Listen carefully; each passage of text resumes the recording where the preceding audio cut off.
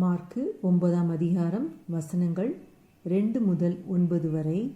6 நாளைக்கு பின்பு இயேசு பேதுருவையும் யாக்கோபையும் யோவானையும் அழைத்து உயர்ந்த மலையின் மேல் அவர்களை தனியே கூட்டிக் கொண்டு போய் அவர்களுக்கு முன்பாக மறுரூபமானார்.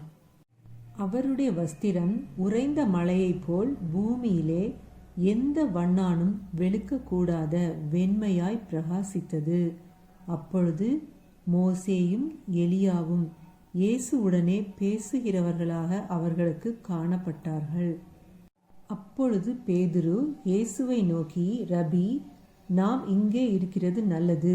உமக்கு ஒரு கூடாரமும் மோசேக்கு ஒரு கூடாரமும் எலியாவுக்கு ஒரு கூடாரமுமாக 3 கூடாரங்களை போடுவோம் என்றான்.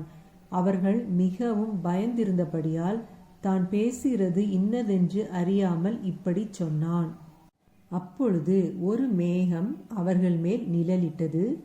இவர் என்னுடைய நேசகுமாரன், இவருக்கு செவி கொடுங்கள் என்று அந்த மேகத்திலிருந்து ஒரு சத்தம் உண்டாயிற்று.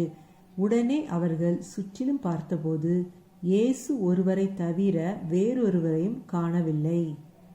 அவர்கள் மலையிலிருந்து இறங்குகிற போது அவர் அவர்களை நோக்கி, மனுஷகுமாரன் மரித்தோரிலிருந்து எழுந்திருக்கும் வரைக்கும் நீங்கள் கண்டவைகளை ஒருவருக்கும் சொல்ல வேண்டாம் என்று கட்டளையிட்டார். ஆமேன். ஹல்லேலூயா.